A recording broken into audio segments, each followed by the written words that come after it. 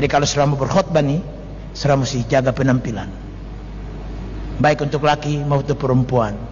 Harus dandanannya yang rambut berkepang-kepang seperti dikatakan Alkitab. Pikirkan, kan kita ingin maju. Oh, saya sangat pikirkan itu. Kalau saya khotbah, penampilanku ku jaga, khotbahku ku pelihara.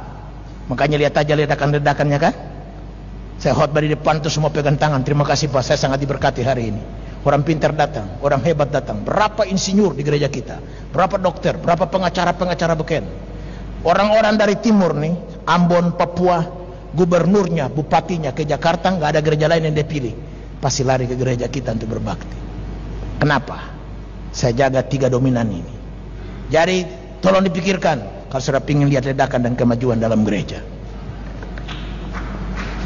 Haleluya. Jadi lakukan yang terbaik apapun. Jadi schedule harian, tadi saya schedule mingguan. Hari Senin kita beri nama apa? Sunday is the King's Day. Hari Senin Queen's Day, hari untuk istri. Adakan waktu dengan dia, adakan waktu dengan anak-anak. Jalan-jalan dengan anak-anak, walaupun tidak usah perlu mewah-mewah. Ajak mereka jalan-jalan. Pergi, kalau saudara tidak punya mobil, naik bus umum, pergi ke Brastagi, duduk di situ, ngobrol dengan mereka. Sore pulang. Hari Senin. Hari Selasa bikin apa?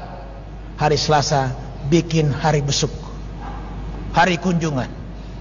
Kunjungi anggota-anggota yang udah lama nggak ke gereja, kunjungi yang sakit, kunjungi yang susah. Jangan tiap hari dilaksanakan hari kunjungan, jangan cuman Selasa. Kenapa? Dekat dengan hari Minggu. Jadi kalau sudah besok hari Selasa, orang yang nggak datang hari Minggu langsung, aduh minta maaf Pak Pendeta, saya nggak datang hari Minggu, nanti minggu depan saya datang Pak. Kenapa? Selasa dekat dengan hari Minggu. Hari Rabu bikin apa? Hari persiapan khotbah. Jangan persiapkan khotbah hari Sabtu. Khotbah itu harus dipersiapkan. Jangan muncul tanpa persiapan, lalu Anda hanya bilang nanti Roh Kudus yang pimpin, lalu Anda cuman kumat kami di mimbar. Begitu tunjuk lembaran kosong, pemisah perjanjian lama dan perjanjian baru. Lah saudara bilang, saudara-saudara, puji Tuhan, hari ini nggak ada firman, ibadah kita cuma nyanyi dan doa. Lah, 5 tahun sekali begini sih masih haleluya. Kalau tiap minggu macam begini, orang masih datang ke gereja, itu mujizat. Siapin khotbah itu, pikirkan, baca buku, baca Alkitab, pikirkan yang matang. Nah, kalau saudara datang Institut Pertumbuhan Gereja, ini akan kita bahas lebih rinci lagi, karena waktu kita tidak memungkinkan untuk hanya semua yang dituangkan pada saat ini. Ya, tapi yang pasti khotbah itu harus dipersiapkan. Persiapkan diri sendiri, makan yang cukup, tidur yang cukup. Saya ini berbakti mulai ibadah pertamanya jam 6. Berarti jam berapa saya mesti bangun? Jam 4. Kalau jam 4 saya mesti bangun, jam berapa saya mesti tidur? Jam 7, jam 8 malam saya sudah tidur. Handphone mati, tidak ada lagi yang mesti kontak saya setelah jam itu. Makanya ibadah apapun pada hari Sabtu saya nggak terima. Saya diundang kemanapun saya layani. Jumat sudah mesti saya pulang. Nanti bulan April akan datang, saya akan muncul di Stadion Sidikalang. Saya ada bikin KKR besar-besaran di sana untuk provinsi Dairi. Seminar sudah dikasih tahu, ada kira-kira 250 pendeta yang sudah ada untuk mengikuti seminar pertemuan gereja di Stadion Sidikalang.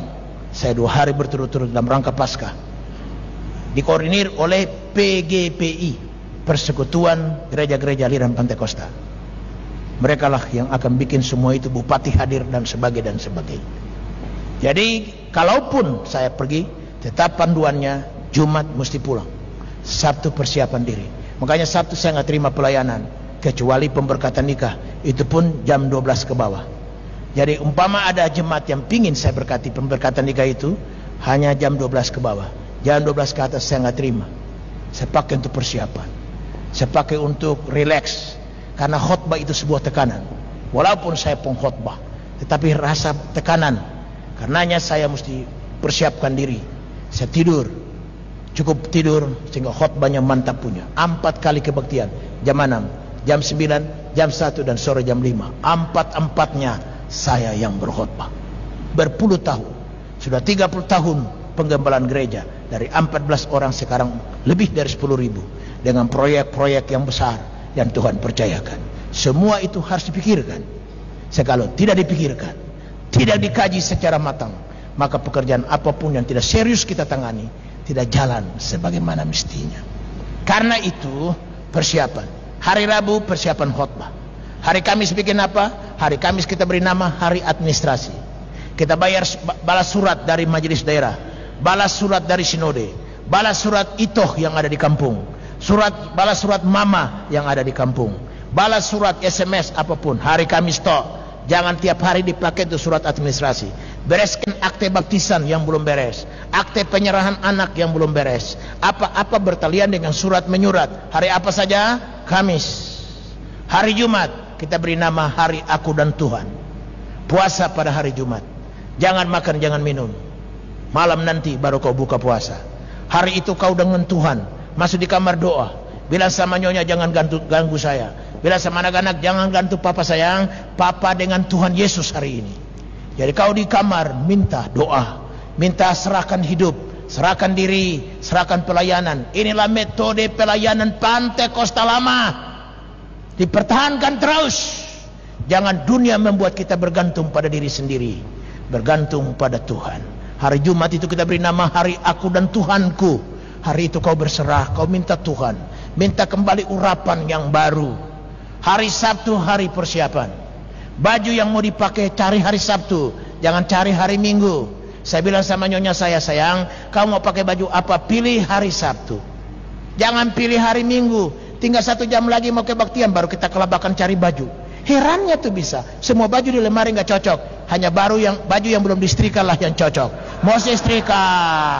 Kancingnya putus, cari kancing. Ketemu kancing belum ketemu jarum. Ketemu jarum belum ketemu benang.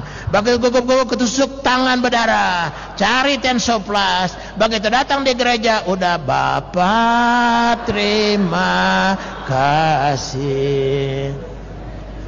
Tapi kalau hari Sabtu dicari baju, kan sudah ketahuan, digantung yang rapi, sepatu bersih sikat mengkilat, sampai lalar duduk pun terpeleset. Jangan muncul di mimbar dengan sepatu seperti orang baru pulang dari pematang sawah. Perhatikan warna baju, jangan lebih dari 2 warna yang dominan. Kalau kemeja seperti pasiburian, jas, sepatunya mesti hitam. Jangan sepatu coklat, jangan sepatu putih, dia nggak cocok. Kemeja celana putih, sepatu putih cocok. Cuman pertanyaannya, Anda kan bukan penyanyi Hawaiian singers. Sebab itu kan semua barang-barang murah. Sepatu ini saya beli di Cina, hanya cuman 50.000 rupiah. Sepatu celana ini saya beli bahannya di Cina. Kebetulan nyonya saya mahir bahasa Cina, karena nyonya saya orang Cina.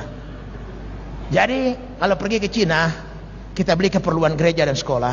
Sekalian saya pergi ke tempat-tempat yang jual baju murah-murah.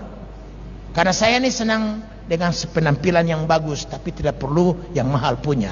Murah tapi meriah, itu panduannya. Kalau mahal meriah, siapa juga bisa. Tapi kalau murah meriah, orang yang berhikmat saja bisa mengerjakannya. Jadi pikirkan. Nah karena itu hari Kamis kita beri nama hari administrasi. Hari Jumat hari aku dan Tuhan. Hari Sabtu hari persiapan. Cukur kumis. Jangan sampai kita sukar dibedakan mana pendeta dan mana preman dari Medan. Kenapa? Karena ada orang-orang baru di bawah, yang kita bawa kan, orang baru. Nah orang baru begitu masuk, dia tanya sama temannya yang bawa dia, kok kayak preman Medan nih? Itu gembala sidangnya.